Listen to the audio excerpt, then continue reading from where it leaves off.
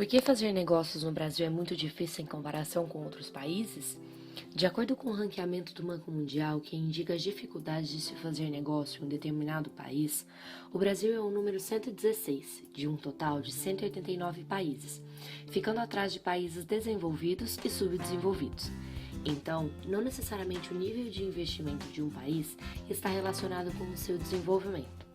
Um exemplo é a Tunísia, que mesmo tendo um nível de desenvolvimento menor que o Brasil, possui uma melhor atratividade de investimentos, ocupando a posição 74. Para criar este relatório, o Banco Mundial tem como referência diversos indicadores que mostram a viabilidade de investimentos no país.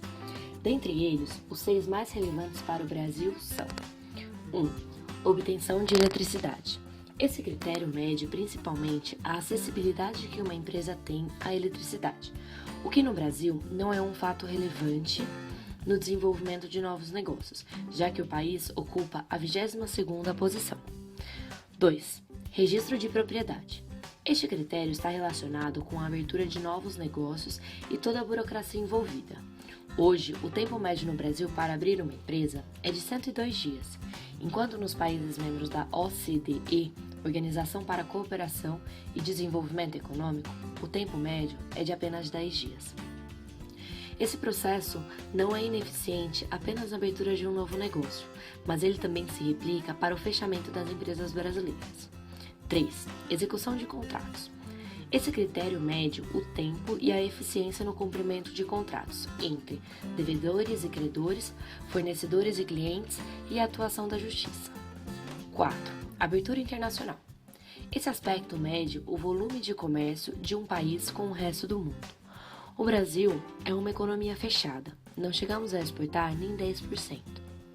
O índice de abertura de um país é medido pelo somatório das exportações líquidas mais importações líquidas sobre o PIB, indicando a quantidade de bens e serviços que um país comercializa com o resto do mundo, pela política comercial e abertura para investimentos estrangeiros, e pela infraestrutura relacionada às importações e exportações.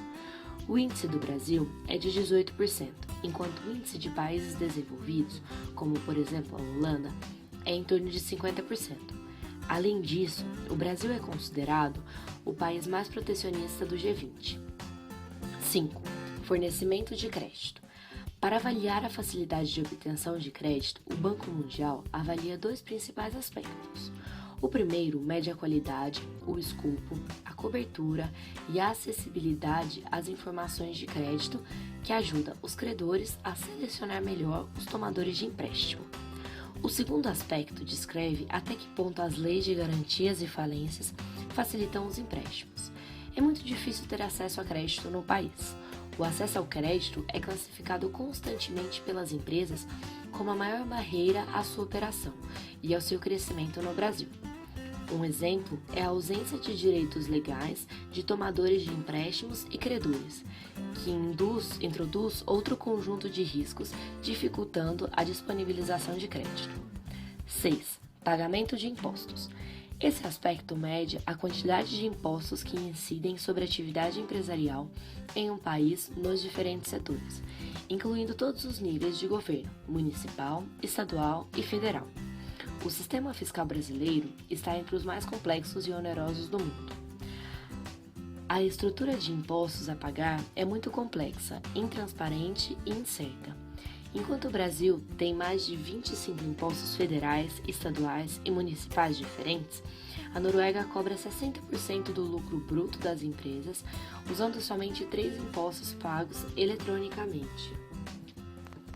Vista a situação atual do Brasil, o que pode ser feito do ponto de vista macroeconômico para melhorar esse clima e melhorar os índices de fazer negócio no país? Políticas monetárias e fiscais que promovem a estabilidade macroeconômica poderiam ajudar muito, pois estabilidade gera previsibilidade, e com maior previsibilidade, as empresas conseguem planejar melhor o seu futuro. Com um horizonte de planejamento mais longo, empresas serão mais propensas a investir em capital físico. Uma reforma tributária que simplifica o sistema de impostos harmoniza isso entre estados, ajudaria também os negócios. Um exemplo prático são as diferenças de ICMS cobrado em diferentes estados. que já foi comentado anteriormente.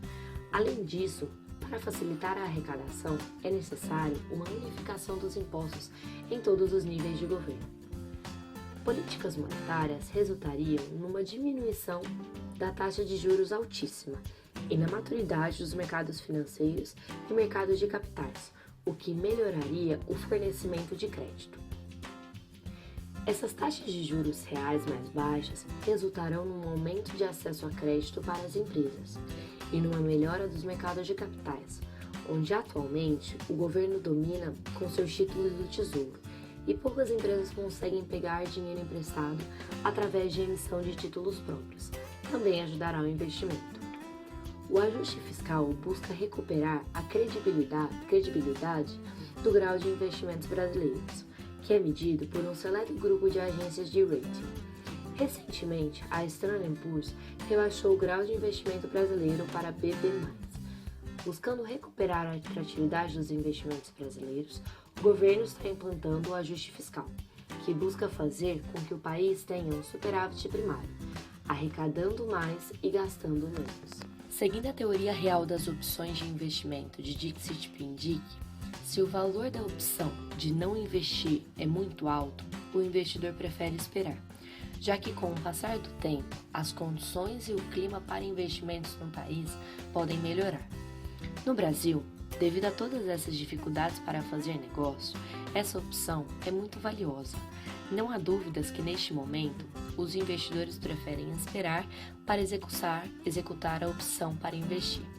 Isto resulta que o potencial investidor opte por esperar até o clima de investir melhorar, o que explica em boa parte porque o Brasil investe tão pouco.